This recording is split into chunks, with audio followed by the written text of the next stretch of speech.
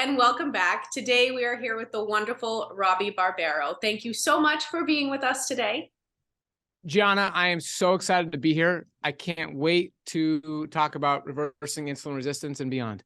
You are the co-founder of the Mastering Diabetes program and co-author of the book Mastering Diabetes. You're a graduate of the University of Florida, which is very hard to get into, by the way. So that's a very prestigious honor, sir.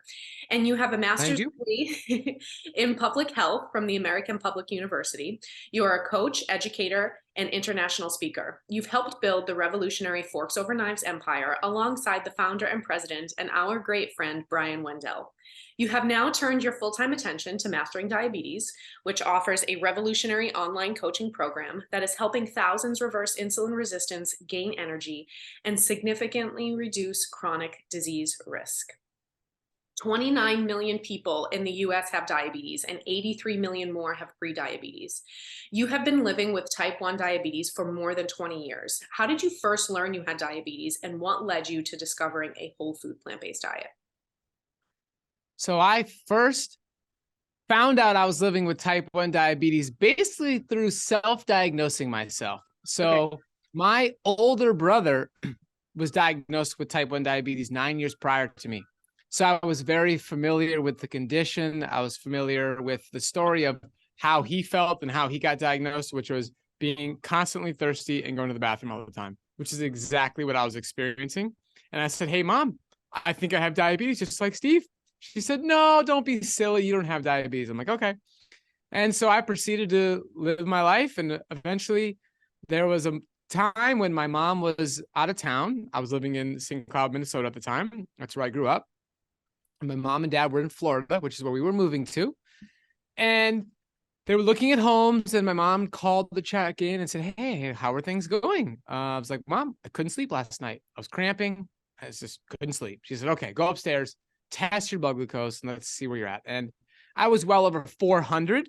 A normal blood glucose should be somewhere between 70 and 120, especially at that time of day. So it was really high. And I was like, my brother just knew right then. He said, "Yeah, you have type 1 diabetes. There's no way your blood glucose should be that high."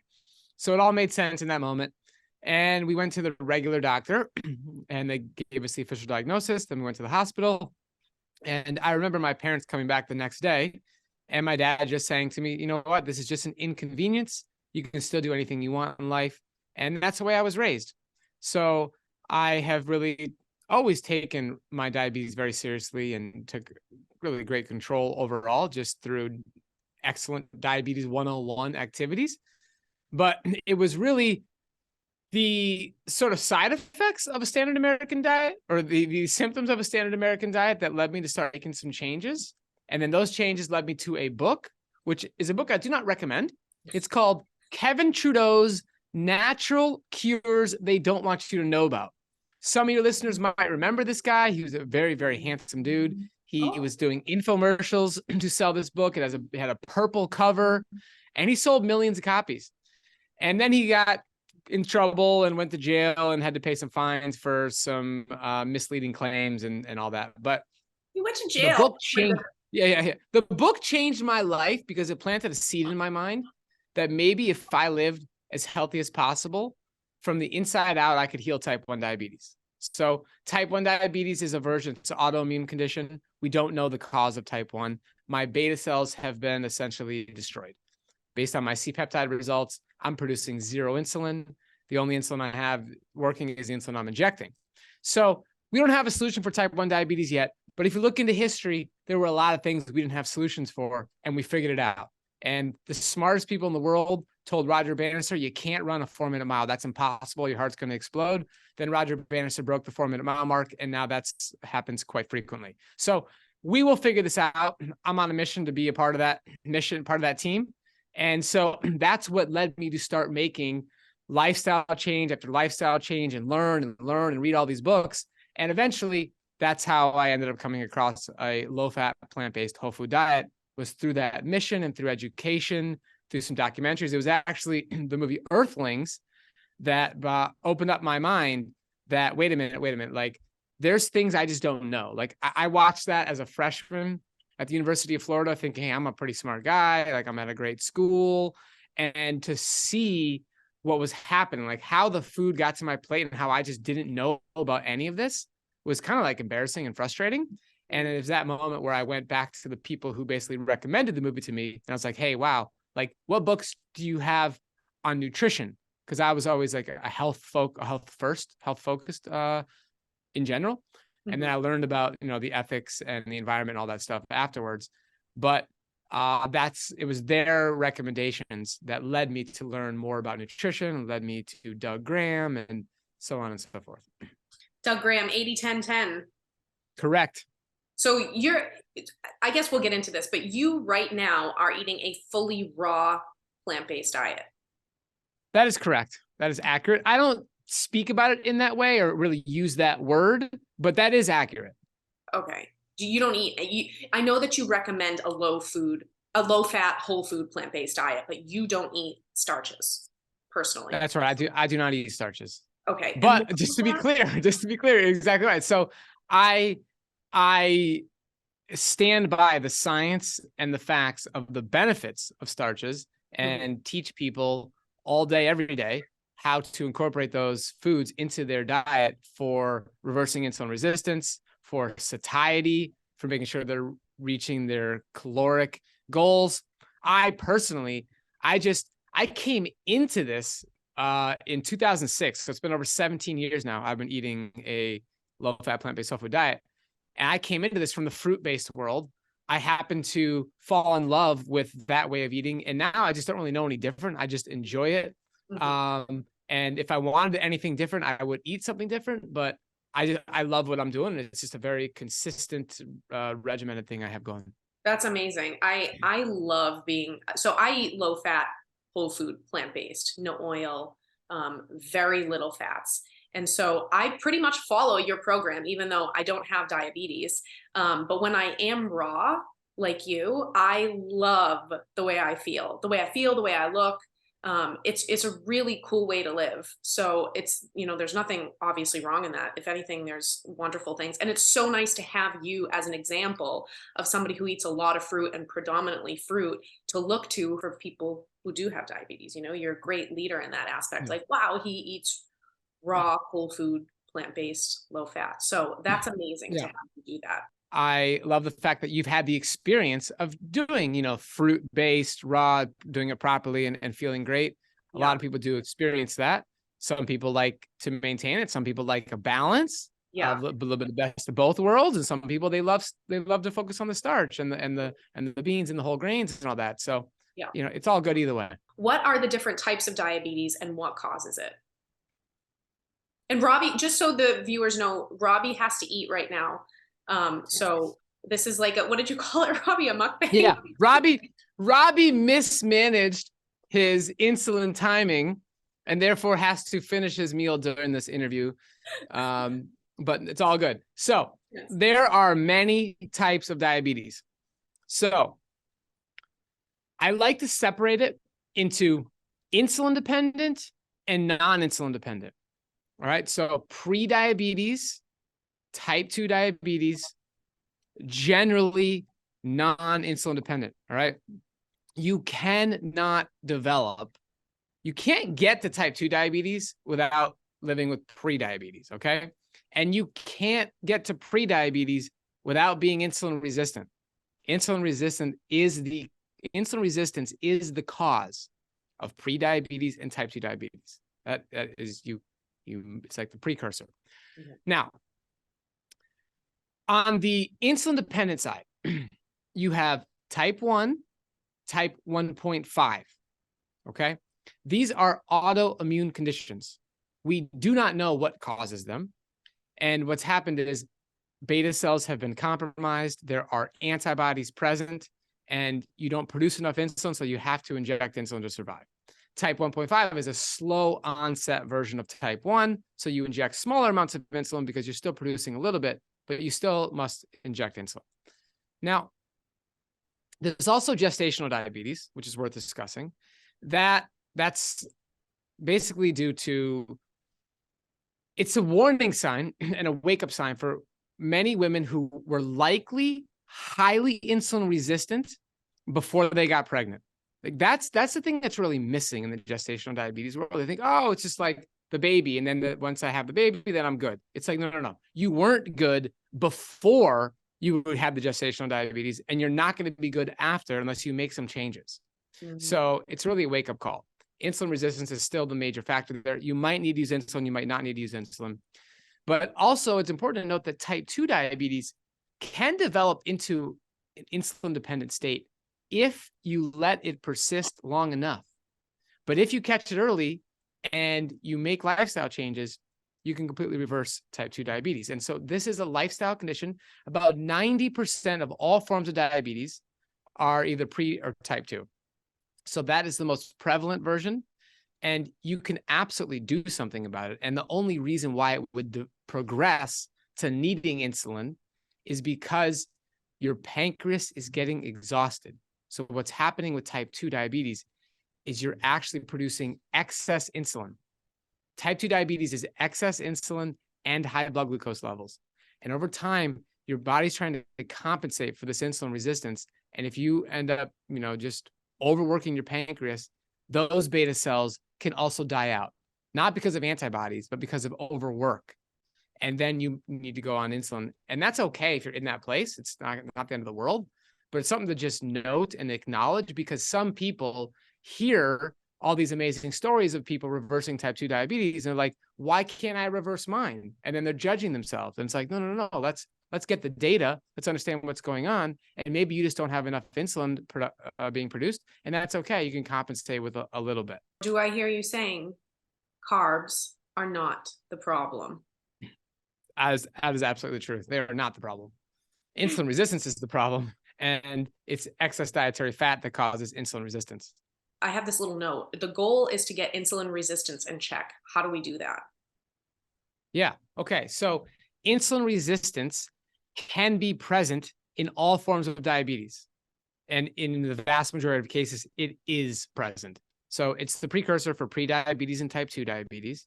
You also have to have a very high level of insulin resistance to be diagnosed with gestational diabetes. It's normal to have insulin resistance increase during pregnancy, but it's when it goes over a certain threshold that you then become a person living with diabetes. Now, type 1 and type 1.5, again, it's not caused by insulin resistance, but it's present in the vast majority of cases. It certainly was in my early days before I transitioned. And for all of us living with type 1 or type 1.5 or any insulin-dependent form of diabetes, it's very obvious to tell if you're insulin resistant, because we can monitor how much insulin we're using. It's a fascinating topic here, because this is a piece of data that you and the general public, you don't have. You can count the amount of carbohydrate that you're consuming. You can test your blood glucose. You could wear CGM. You can get all that information. But you don't know how much insulin your pancreas is secreting on a moment-by-moment basis. So you don't know, like, what did that meal make me more insulin resistant or less? Because you don't know. Did you need more or less insulin? You don't have that data. All of us type 1s, we do. So that's what really has made me so passionate about this topic, is it is literally reiterated every single meal, every single day, by me observing the carbohydrate I'm consuming and the tiny amount of insulin that's required. It's like, wow, like if I can get this information out to others, then we can literally reverse prediabetes and type 2 diabetes and just be done with it. And most importantly, we can address the complications of diabetes, because people living with all forms of diabetes, the number one cause of death is heart disease. Right. It's not actually high blood glucose readings. It's the complications. And then you have a bunch of people out there who are very confused, and I understand why they're confused, but they're seeking to eat a low carbohydrate diet to try and keep their blood glucose in check, which can work in the short term, but they're trading one problem for a laundry list of others. They are increasing their risk for heart disease. They are definitely increasing their level of insulin resistance. And insulin resistance is what you can think of as a central node for a laundry list of conditions, including heart disease, cancer, chronic kidney disease, fatty liver disease, obesity, high blood pressure, high cholesterol, high triglycerides, Alzheimer's, retinopathy, neuropathy, you name it. Insulin resistance is at the center. So we have to address this. And that's what we do at Mastering Diabetes. We unify people living with all forms of diabetes and having all the different complications under one unified goal. We are here to adjust our lifestyle habits to make insulin work more efficiently and then reap all the rewards of being insulin sensitive. In your book, you mentioned that there was an unofficial type 3 diabetes, and that's Alzheimer's. Is that correct? Correct. That's correct. It's essentially insulin resistance of the brain. Let's take a minute to promote your book. Hello, here it is. I love that. Thank you so much, Gianna. I'm going to put a link for anybody who wants to buy this. It's amazing. It's also on Audible. That's how I read it / listened to it. Yeah, that was super fun. We got to read our own audiobook. What an amazing experience. And you guys made little notes too. You were talking, it was kind of like a little podcast. Wherever you recorded, it was, you were able to throw in some fun banter in there. It was great. To, all the reading. Okay, so you say there was a study done by Dr. Kempner reversing retinopathy with rice, fruit juice, and even added processed sugar, showing a low-fat diet of even highly processed carbohydrates still significantly improved insulin sensitivity. And I know we both don't recommend that. However, it just goes to show you that carbs are not the problem. You're exactly right. We wrote about that in the book for sure. And we cited a lot of other research that's quite similar, which is that we're not recommending processed food. Right. But the point stands, and this has to be the clear point for anybody who's listening.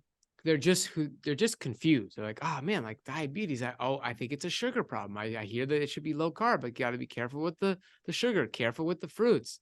Right. Like if you just walk away from this show with one message, which is that it is whole carbohydrates are different than processed carbohydrates, but even the processed carbohydrates, right, demonstrated by peer-reviewed research, is better when it comes to insulin sensitivity. Now, could there be other problems that might arise if you continue to have that kind of nutrient intake over the course of time? Sure, likely, but that's not what we're recommending. But we're just making the point clearly. It's just unquestionable based on the research that low-fat plant-based food diets optimal insulin sensitivity. And we know that fat inhibits insulin action dating all the way back to the 1920s.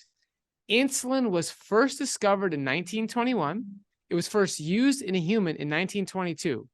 And as early as 1926, in the Journal of the American Medical Association, JAMA, Dr. Sansom published a paper demonstrating the benefits of a high carbohydrate diet and how it improved insulin sensitivity. So going back to even the time where they even knew what the heck insulin was, we had papers in the world's most respected journals demonstrating this very fact: fat inhibits insulin action.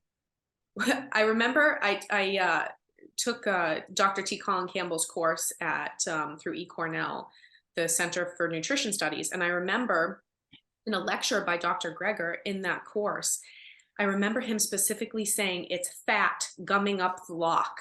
And that's what I hear every time I think about insulin resistance. So can you just quickly explain what is fat gumming up the lock?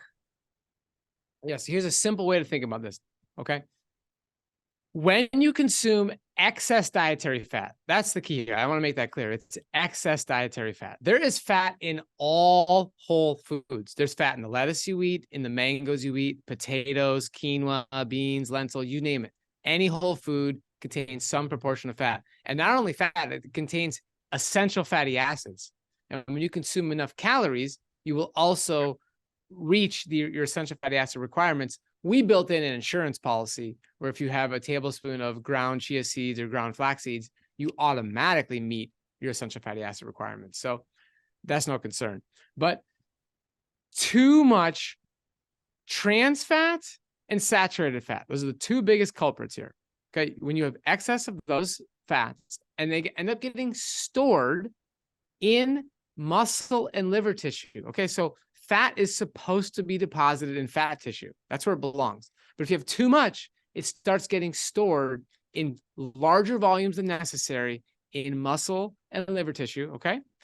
And what happens is the fat inside the cell, intramyocellular lipid, is inhibiting your body's ability to open the door, inhibiting your insulin's ability to open the door and allow glucose into your cells. So it's a bunch of fancy chemical interactions that are happening inside the cell that end up opening the door. We have a lot of illustrations, and a lot of the science is in the book if you want to dig into it. But it's actually this action inside the cell ends up opening the door, and then glucose can come in. And when there's too much fat in there, it's not happening. And it's essentially a protective mechanism. Your body is saying, your cells are saying, look, I already have all this fat in here. I have more fuel than I need. Please don't give me any more glucose. I'm keeping this door shut. And then that's why the glucose levels go up and up and up. And then your body produces more insulin to try and shove the excess glucose into the cell, whether the cell likes it or not. And now you have this gigantic problem of excess insulin and high blood glucose, excess glucose in your blood. So that is insulin resistance in a nutshell. That was great, Robby. In your book, you also touch on the EPIC study and other major research studies showing us that replacing protein with fructose dramatically decreased diabetes risk, while eating meat dramatically increased risk of diabetes. Please help explain why protein from animal foods is harmful to people with or at risk for diabetes. Okay, so protein coming from animal sources is coming in a package, right? So that package is going to include saturated fat. That package does not include fiber. It has a lower nutritional value, okay? You also have IGF-1 in this package, which is problematic.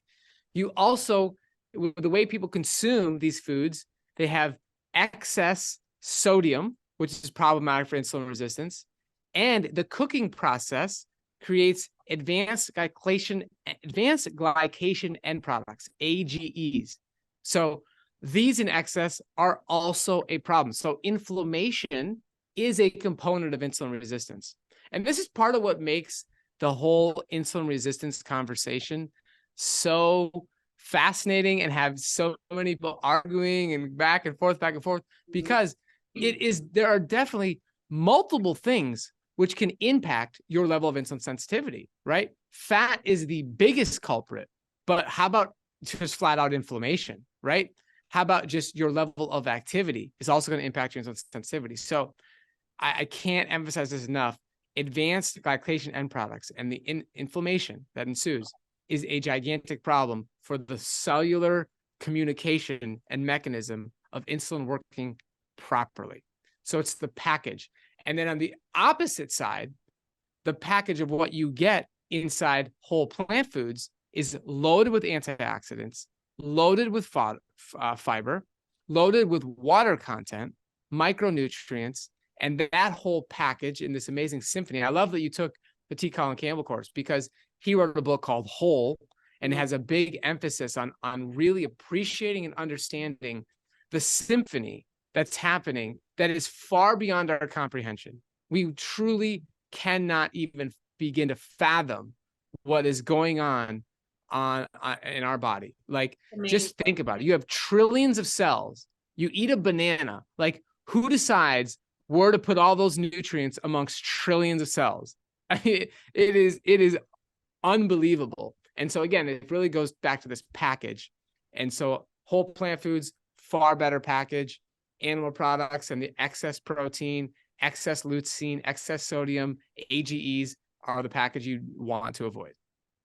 That's amazing. When you were saying that, it just makes me realize how beautifully God designed our bodies. It's so incredible. Like you said, we don't even know where to begin. Like, it's just 100%. so cool. So much grace too. Like, even if we've done the wrong thing for years, I see his grace all around the way. Like, once we get back on track, our bodies heal.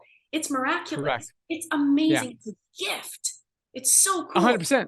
And we see this all the time in our coaching program, right? So people have come to us, they have high blood glucose, high blood pressure. They've had these problems for 20, 30, 40 years.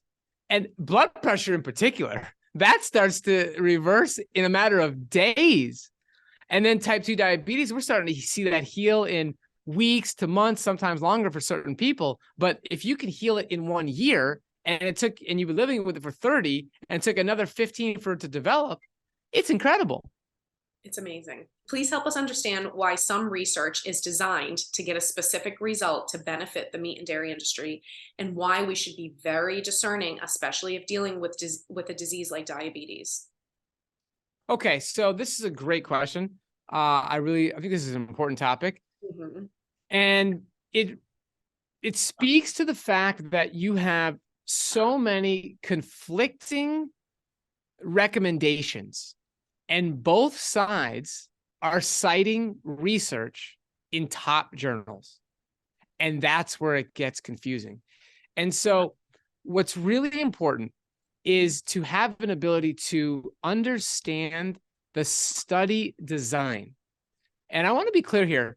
You can't, I shouldn't say you can't. It's not recommended to judge a study based on the funding. It doesn't matter if the meat industry funded it, if the egg industry funded it, if you funded it with your foundation, if we funded a study with our own money. It doesn't matter who funds it. What matters is the study design and the statistical analysis. You can start to play around with numbers when it comes to statistics, for sure. But the study design is really the most important part. And so, yeah, there definitely are situations where it's clear that a study was not designed, I would say, either fairly or maybe even accurately. And I just want to say the best example I can bring to the table for this conversation around diabetes is the fact that researchers, again, even the world's best researchers in top journals, are citing a low-fat diet that is 30% of calories coming from fat, or 25% of calories coming from fat. That is ridiculous. A low-fat diet does not exceed 15% of calories from fat. And in many cases, many research studies, it's less than 10. But the cutoff line that we have in our book and the research that we analyzed is can't be more than 15%. Once you're above 15%, we're not talking about a low-fat diet anymore. So you will consistently hear people in the world of diabetes health saying that the low-carb diet outperformed the low-fat diet, but they really didn't actually do a low-fat diet. And that's the problem. And so then you have these misleading outcomes. There's this very famous article written on Healthline that I cite in a lot of my presentations and I share. And basically this person did an amazing article, amazing analytical work, citing over 30 papers that showed low carb beating low fat. And so I went and I read every single study, and I have a little table that shows what was the percent of calories from fat in every single one of those studies. And not a single one of them was under 15%. Wow. And so that's where we have this confusion. So again, it's really understanding the details, understanding the nuances, having the proper design, and being accurate in the type of diet that you're putting together is going to be important in the results that you're going to get. That's so huge. It's so huge with all, like you said, the arguments and the debates and, well, this study said this and this study said this, so which one do we believe? And it's so important that we have, like I said, a discerning spirit about all this, a discerning mind, and really know the root and the truth of it all so we can heal and thrive. It's so important. Absolutely. Thank you for that. Okay. Is fish helpful or harmful to people living with or at risk for diabetes? And how can we meet our EPA DHA needs without it? And I want to bring up a section of your book that was so helpful to clear up how we can get the proper amounts of EPA and DHA. So let's talk fish and omegas. Yeah, this is a great topic. And it's one of the most confusing ones, for sure, in the peer-reviewed literature. And we wrote that in the book. We acknowledge that. And so what happens is, oftentimes, people do very solid research, excellent research, high-quality analysis, high-quality study design, and they see genuine benefit when people start adding fish to their diet, especially in cognition, in essential fatty acids and all that. And basically what's happening is people are using fish as a supplement to get these essential fatty acids that they're not able to create because of their poor dietary habits. So it's a Band-Aid solution. So yes, there's the benefit because you're getting those essential fatty acids you really need, but it's back to the package. It's coming along with a bunch of garbage, and it would be better to solve that issue of essential fatty acids in another way, in a more beneficial way. So you don't, the toxicity of fish is a major concern. Mm-hmm. Basically, we're out fishing. We're basically going to run out of fish the way we're doing this with our pipeline. It's a disaster. It's just a numbers game. It's as clear as day. And you also have just some saturated fat in there. Like you have IGF, you have other components that are just not good. But I want to address the issue with EPA and DHA. So yes, you need ALA. ALA is the essential fatty acid on the omega-3 side.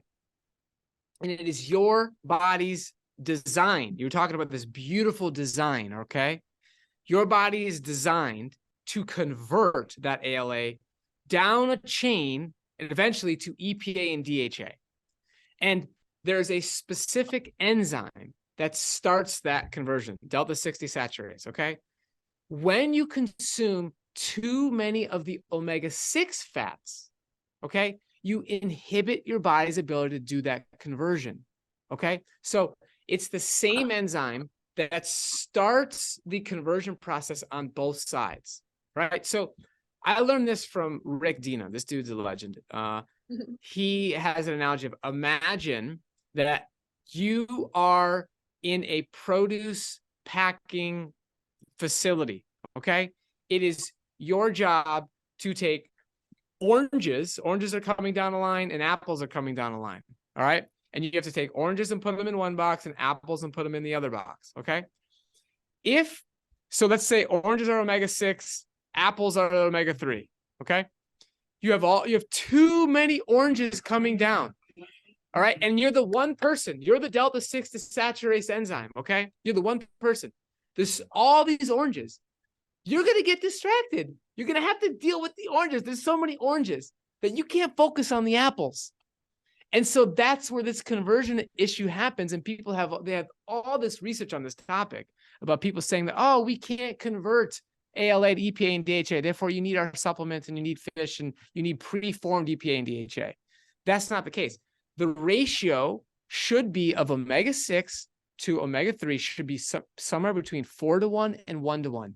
And when you eat whole plants and don't even think about it, you automatically fall in that ratio. You follow the Mastering Diabetes method, you follow the recipes in our book, you will fit there, okay? But the most part you eat is somewhere around like 17:1, 18:1, and sometimes even upwards of 35:1. Our society is eating too many omega-6 fats, which is inhibiting the ability of your body to do its natural conversion. There are too many oranges coming down the pipeline. You're distracted getting the oranges in that box, and you're not able to pay attention to the apples. And that's the problem. So instead of solving somebody's deficiency in EPA and DHA by consuming fish, there's two better solutions, okay? Number one would be adjust your diet so you're not consuming too many omega-6s, right? And see what you can get, right? See what results you can get through objective testing. I recommend using Omega Quant is a great test. We wrote about this in the book, and you can see your status. Now, maybe you want to be conservative and like, I don't want to wait and see what results I can get through dietary changes because I know this is a big deal and I want to solve this problem. You could just take a plant-based supplement and get your EPA and DHA needs met. It's that simple. You don't need to supplement with fish and then all the consequences and toxins that are going to come with fish. So what foods have the proper omega-6 to omega-3 ratio? So omega-6 4, omega-3 1. That's correct ratio. So what foods have this ratio and what can we decrease? How can we decrease omega-6s? Okay, good question. So it's 4:1 or all the way down to 1:1, right? So it's anywhere in that range. I find that my diet ends up being roughly like, I think like 2:1 or something like that, 2 or 3, something like that. But Here's the thing. It's specific oils, okay, that are a problem. All right. Corn oil is one of them, safflower, sunflower oil. And here's the thing. We have these oils hidden in our food supply. You don't even know, like you're eating tomato sauce and all of a sudden there's like oil in there. Like they're putting oil in so many things that it just doesn't need to be there. And that's, again, so as far as like a general society, the issues that are happening, that's a big problem. Now, the foods that have a optimal ratio are simply whole plant foods. Like this is a thing of a core teaching of, and again, I'm so glad you work with T. Colin Campbell, but a core teaching of us as well is we don't want you to overthink nutrition.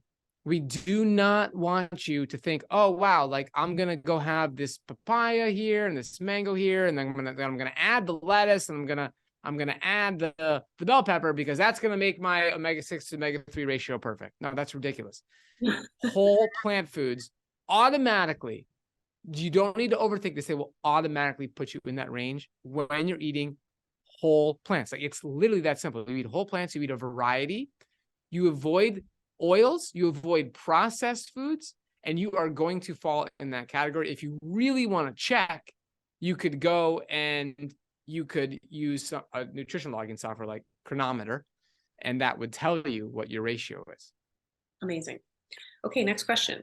In addition to animal products, are there other specific foods or drinks that a diabetic should avoid? So in our book, we have these guidelines: green light, yellow light, red light. And we document that for food, for beverages, and for cooking liquids. And so green is really characterized by the fact that you can eat as much as you want.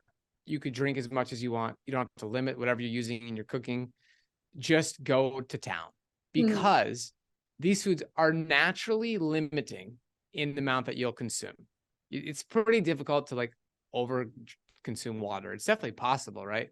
But it's difficult. You're just going to drink the water that you need. When it comes to the foods, it's very, very difficult to eat too many mangoes. Again, it's possible, but it's difficult because the calorie density is self-limiting. There's so much water, there's so much fiber. By the time you get full, you didn't eat too many calories. You ate an appropriate amount of calories. Same thing when it comes to chickpeas and lentils and quinoa and millet, and then adding all the greens and the non-starchy vegetables and making these beautiful meals that you eat on a low-fat, plant-based whole food diet. It's self-limiting. So the green light category for food is fruits, starchy vegetables, legumes, intact whole grains, greens, non-starchy vegetables, herbs and spices, and mushrooms. I'd also put sprouts in that category if you want to call them out separate from greens. And that's green light. Now, yellow light is characterized by just being cognizant of how much you're consuming. These foods are not unhealthy by any means, but if you're trying to reverse insulin resistance, these are not foods you're going to sit down and eat in unlimited quantities. That includes avocado, that includes nuts and seeds, that includes olives, that includes soy. So the healthiest form of soy is edamame. That's the most whole, intact. It's about 40% of calories coming from fat. Then you move on to tempeh, then you move on to tofu. All good options, but they're still higher in fat.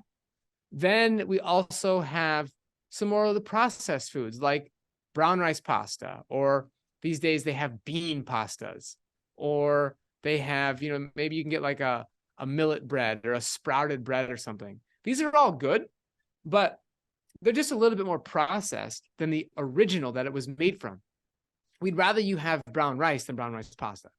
We'd rather you have millet than millet bread. We'd rather you have whatever that sprouted bread was made of, have the original ingredient.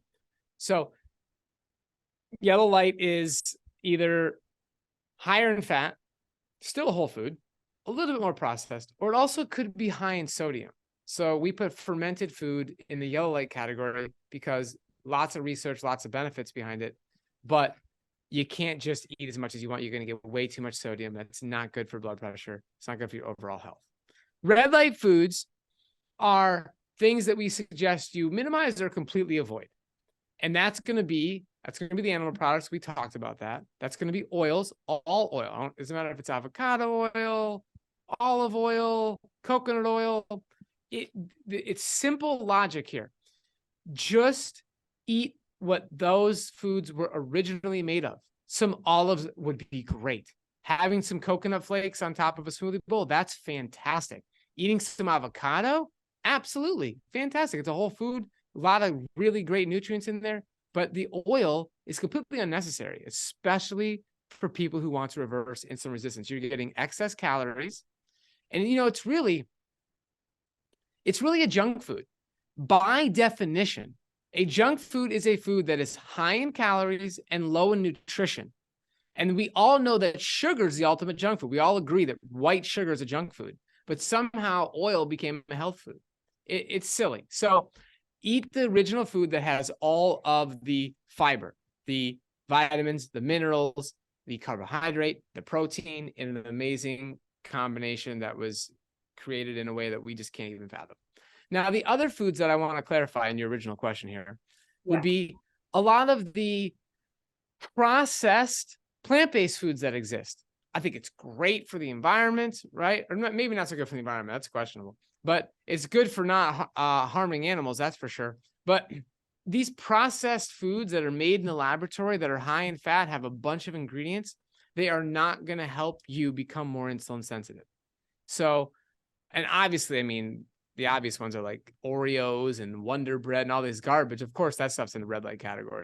But sometimes people get confused with some of these newer plant-based alternatives that are showing up on grocery shelves. We advise people just stick to the produce section. The outer edges of the market is the best. And then what about beverages? So fruit or vegetable juices, smoothies, alcohol, and caffeinated beverages. Yeah, that's a great question. So I was just doing a Facebook Live today and talking about this topic. And so it's on page 163 of the hardcover book. There's a softcover book now too. And I was talking about alcohol in there. I'm a huge advocate of not consuming alcohol, I'll tell you that much. There we go. Same. And so let's talk about the yellow light ones. So coconut water, yellow light. And the reason is liquid calories are just not ideal, right? Mm-hmm. Liquid calories are just not ideal. Plant-based milks, yellow. Vegetable juices, yellow. Kombucha, yellow. Fruit juices, yellow. Again, look, if you're going to drink some fresh squeezed orange juice, I mean, come on, that's great, right? That's good for sure. But the yellow light just means be cognizant of how much you're consuming. You wouldn't be smart to just like drink orange juice all day long, right? That's not a great idea. But the red light category, alcohol for sure. Sodas are obvious. And these days you have sports drinks, you have these sweetened drinks that add all this garbage in there, completely unnecessary. If you want a great sports drink, take some dates, soak them overnight, and discard what's left, and you have this amazing like sugar water that actually has nutrients and is a great sports drink. You could also drink coconut water. You could also just drink water and then eat some food while you're working out. Yeah. Like to get that glucose and that fuel you're looking for during a workout is can easily be replaced. You don't need Gatorade. You don't need this other rubbish. And what about coffee and tea, like matcha tea or green tea that has caffeine? Okay, so caffeine is an interesting topic. I remember doing the research in the process of writing the book, and people really love to fight over this one. I'll tell you that much. It's a mixed bag. The research is a mixed bag there. That's what I thought. And I think my recommendation for somebody, I'm always more like on the practical side of like, okay, because we do coaching. That's what we do. That's our focus. We help people who want to make change, like make change and make it stick. Mm-hmm. And so I'm really about bringing it back to the practicality. And that's certainly what we did in the book. And we came to the conclusion on this topic, which is if you currently consume caffeine, right, and you find that it works for you, it's not like destroying your life, you find benefit and you want to keep doing that, then yeah, do it in moderation. It's, something like green tea has a lot of research behind it. That's a good option. Something like how you prepare your coffee matters. That's what was very clear in the research that I did. There's actually the nutrition value of the coffee is dependent on how you prepare it. So that's important. But the conclusion we came to through the research is if you don't consume caffeine right now, there's no reason to add it, right? There's no argument that like, wow, those who aren't having caffeine are missing out on some sort of health benefit. So that's not the case. I personally don't consume caffeine. I don't either. And I find that it is a drug, technically a drug. And I would rather have people learn how to get their energy from sleep and healthy, high quality food than needing, you know, a stimulus of coffee all the time. Yeah, So, I was into the matcha. The matcha's fun. Stopped drinking coffee a long time ago. And then I was like, you know what? I don't like it. And I stopped drinking it and I feel so much better. My sleep is better. yeah, That's just my experience. for sure. Yeah.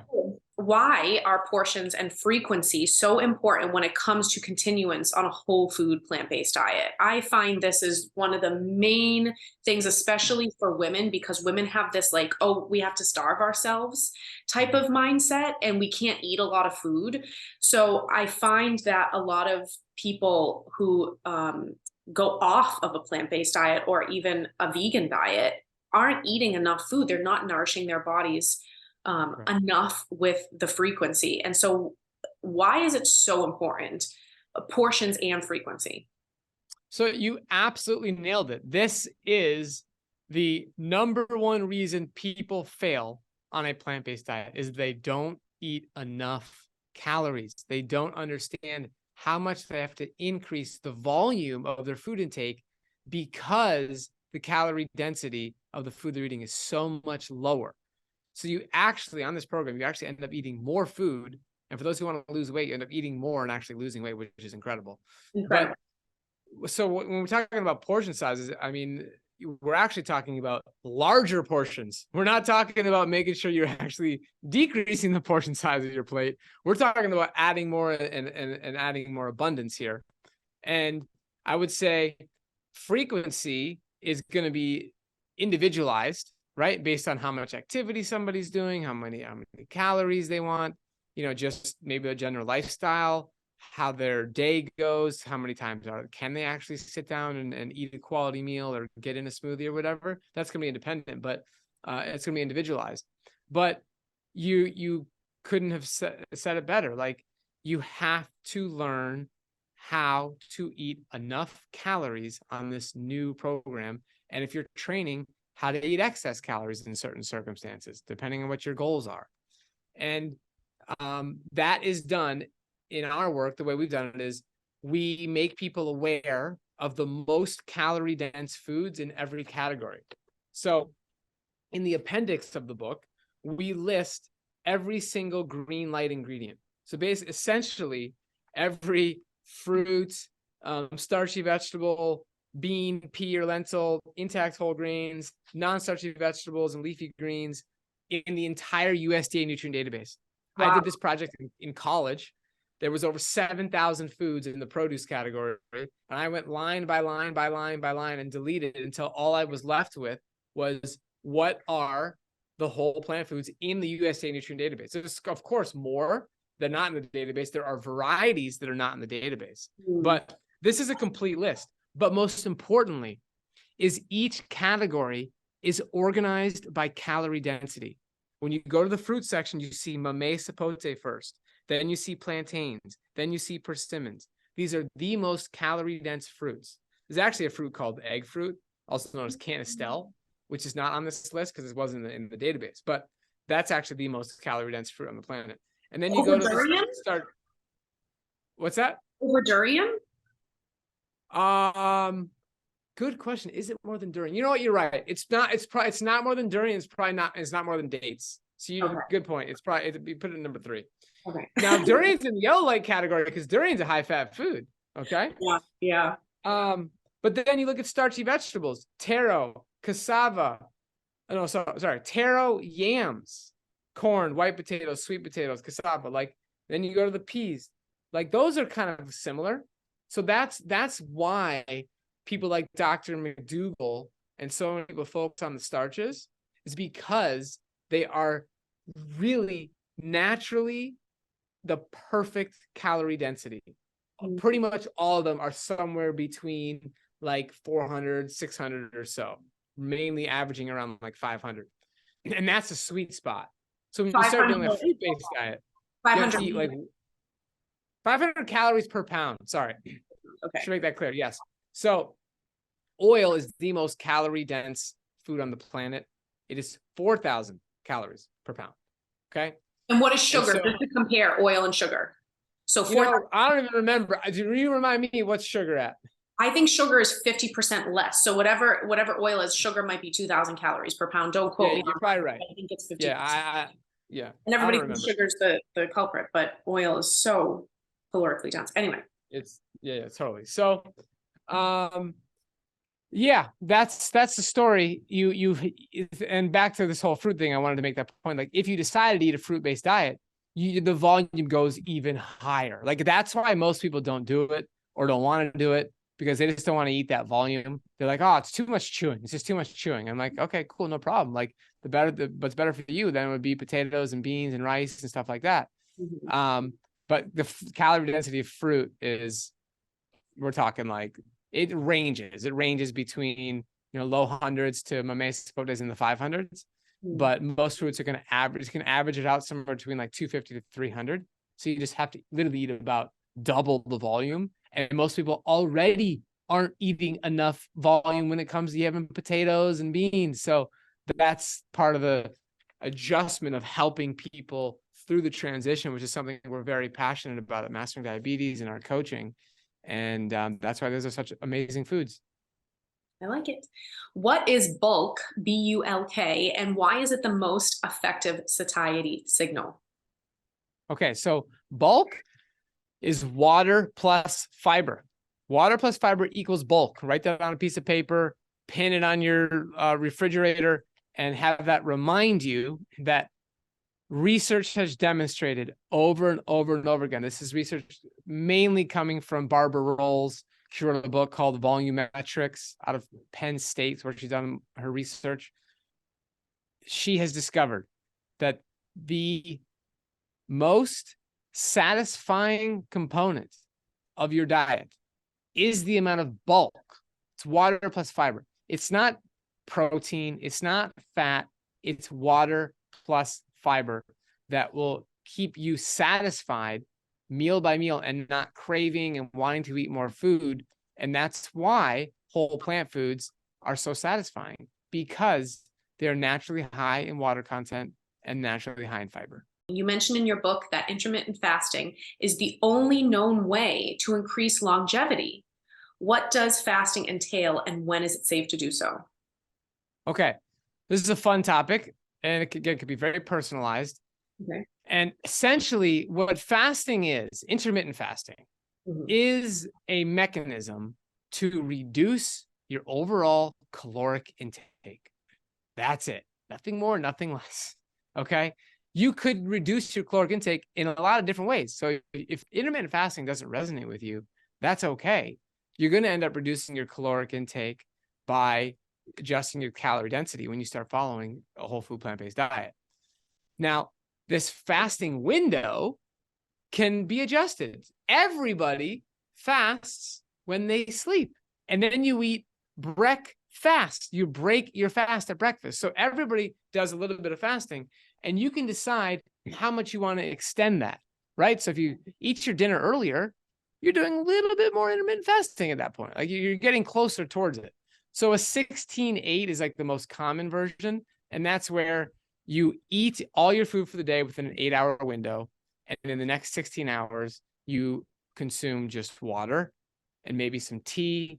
You're not supposed to have coffee, but really no calorie providing foods. And then you're doing an intermittent fast. Some people do a 24-hour fast once a week.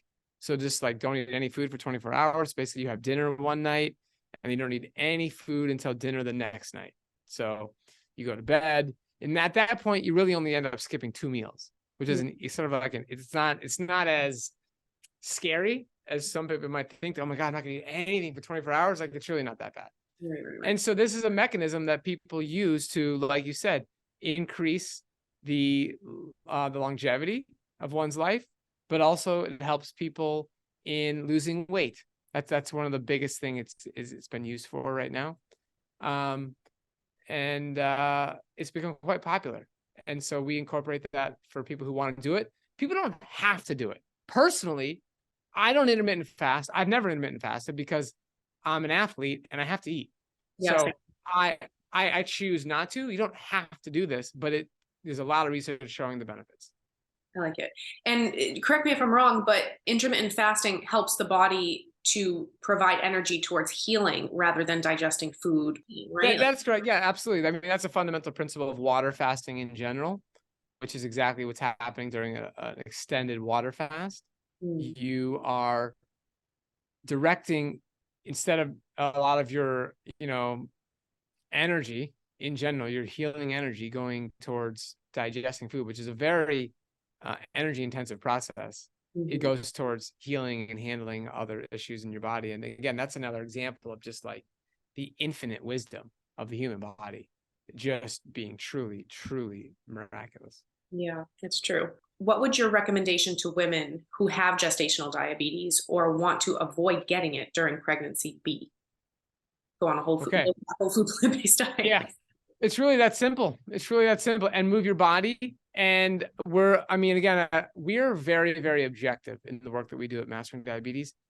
Get the blood work done that you need. Meet with your medical team. Stay on top of it. Like if you put attention towards anything, you start getting the results you're looking for. Like where energy goes or attention goes, energy flows. So if you're getting the right test, if you feel like you and your medical team feel like you need certain supplements and all that, great. Then make sure you're doing that. But also making sure you're getting as much nutrition as you can from your food is going to be essential. Don't think that any kind of supplement is going to compensate for poor dietary choices, for poor movement habits, for poor sleep. Like put it all together. And really it's a time in life where you could sort of piggyback on some really instinctive motivation. Like you at that moment have instinctive motivation to basically have your baby be as healthy as humanly possible. So there's really no time that you like mentally that you're going to have as much motivation to make some lifestyle change. So do it then and start building some better habits. Can diabetes be prevented in people that have a genetic predisposition and reversed in those that already have it with a low-fat, whole food, plant-based diet? And is there a point of no return ever in somebody's stage of diabetes? Okay, so yeah, for type 2 diabetes here, we're talking about, if you have like a family predisposition, your parents have it, your grandmothers have it, your siblings have it, and you're telling yourself, wow, it's just in my genes. That is fundamentally flawed. The reason I know that is because so many people have come to us who've had that lineage, had type 2 diabetes, and they did reverse it, right? So it is in your control. Like you are not just destined to have type 2 diabetes, and there's nothing you can do about it. That is completely untrue.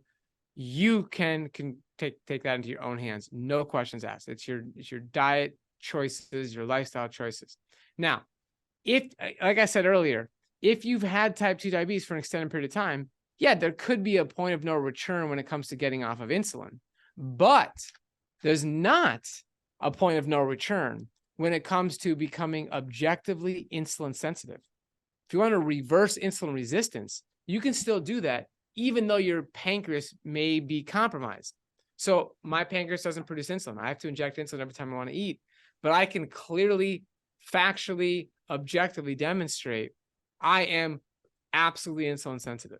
I am not living with insulin resistance, and I am improving my chronic disease risk. I'm lowering my chronic disease risk through those lifestyle choices. And so can you, even if you're living with insulin-dependent type 2 diabetes. But the one thing I always love to tell people when it comes to this topic is you don't know what's possible until you give it 100% of your effort. Like really do it and do it over an extended period of time. And let's find out what your body is capable of. Don't make excuses. Don't play the victim card. Do it. And let's see what happens. Thank you so much for tuning in. Love, Gianna and Robbie.